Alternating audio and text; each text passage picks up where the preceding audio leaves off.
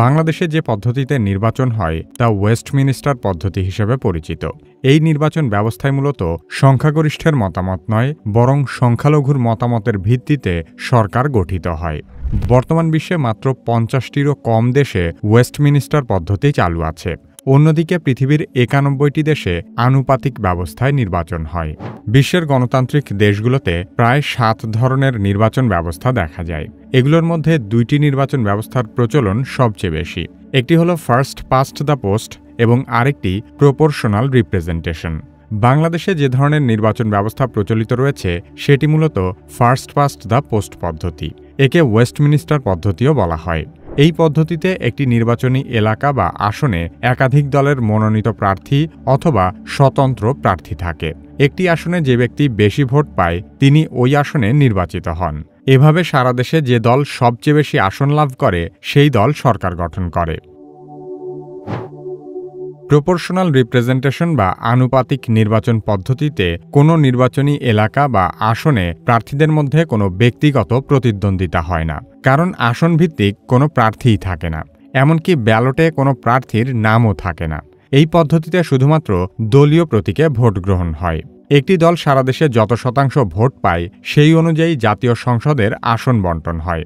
মনে করুন সারা দেশের নির্বাচনী ফলাফল অনুযায়ী ক দল পেয়েছে ৬০% ভোট, খ লীগ ৩০% এবং গ পার্টি ১০%। বাংলাদেশের জাতীয় সংসদে যেহেতু আসন সংখ্যা ৩০০টি, তাহলে ভোটের আনুপাতিক হারে ক দল পাবে ১৮০টি আসন, খ লীগ পাবে ৯০টি আসন এবং গ পার্টি পাবে ৩০টি আসন। সেক্ষেত্রে ক দল সরকার গঠন করবে এবং খ লীগ ও গ পার্টি হবে বিরোধী দল। তার মানে সারা দেশে ভোটের ফলাফলের আনুপাতিক হারে পার্লামেন্টের আসন বণ্টনের পদ্ধতিকেই প্রপোর্শনাল রিপ্রেজেন্টেশন বা আনুপাতিক নির্বাচন বলা হয়। বাংলাদেশের জাতীয় সংসদে নারীদের জন্য সংরক্ষিত ৫০টি আসন আনুপাতিক পদ্ধতিতেই বণ্টন করা হয়। আনুপাতিক নির্বাচন আবার ৩ ধরনের হয়ে থাকে: মুক্ত তালিকা, বদ্ধ তালিকা এবং মিশ্র পদ্ধতি।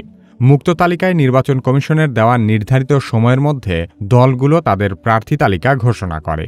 ভোটের ফলাফল প্রকাশের পর দলের প্রার্থী তালিকায় থাকা ব্যক্তিদের নামের ক্রমানুসারে আসন বণ্টন করা হয়। বদ্ধ পদ্ধতিতে প্রার্থী তালিকা প্রকাশ করা হয় না। আর মিশ্র পদ্ধতিতে কিছু আসনে আনুপাতিক ও কিছু আসনে ওয়েস্টমিনিস্টার ধাঁচের আসনভিত্তিক নির্বাচন হয়। আবার কোনো কোনো দেশে দ্বিকক্ষ বিশিষ্ট পার্লামেন্ট থাকায় এক কক্ষে আনুপাতিক নির্বাচন এবং অন্য কক্ষে আসনভিত্তিক নির্বাচন হয়। বাংলাদেশের প্রচলিত ওয়েস্টমিনিস্টার পদ্ধতিতে একটি দল সারা দেশে কত ভোট পেল সেটি দেখা হয় না, কোন দল কত আসন পেল সেটিই মুখ্য বিষয়।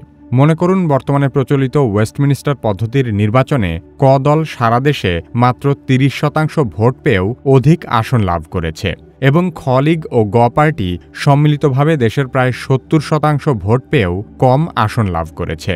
সেক্ষেত্রে কম ভোট পেয়েও ক দল সরকার গঠন করবে এবং খ লীগ ও গ পার্টি একসাথে দেশের অধিক ভোট পেয়েও হয়তো সংসদেই যেতে পারবে না।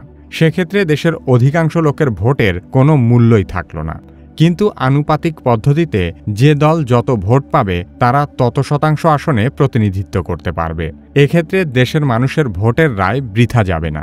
প্রচলিত ওয়েস্টমিনিস্টার পদ্ধতিতে আসনভিত্তিক নির্বাচনেও সংখ্যাগরিষ্ঠ জনগণের মতামতের প্রতিফলন হয় না। উদাহরণ হিসেবে বলা যায়, মনে করুন একটি আসনে ক দল প্রার্থী পেয়েছে ৩৫টি ভোট, খ লীগ প্রার্থী পেয়েছে ৪০টি ভোট এবং গ পার্টি পেয়েছে ২৫টি ভোট। তার মানে এখানে খ লীগ প্রার্থী জয়ী হয়েছে, কারণ সে বেশি ভোট পেয়েছে। কিন্তু বাস্তবতা হলো এই আসনে মাত্র ৪০ জন লোক তার পক্ষে ভোট দিয়েছে, কিন্তু অন্যান্য দলের ভোট মিলিয়ে ৬০ জন লোক তার বিপক্ষে ভোট দিয়েছে। অর্থাৎ বেশিরভাগ মানুষের ভোটে পিছিয়ে থাকা সত্ত্বেও বর্তমান পদ্ধতিতে সংসদ সদস্য হওয়া যায়।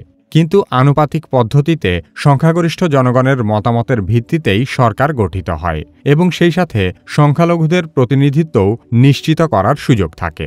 তাছাড়া বর্তমান নির্বাচন ব্যবস্থায় কোনো আসনে প্রতিদ্বন্দ্বী না থাকলে ভোট ছাড়াই একক প্রার্থীকে বিজয়ী ঘোষণা করা হয়। ২০১৪ সালের নির্বাচনে প্রধান বিরোধী দল বিএনপি সহ অধিকাংশ দল ভোট বর্জন করেছিল।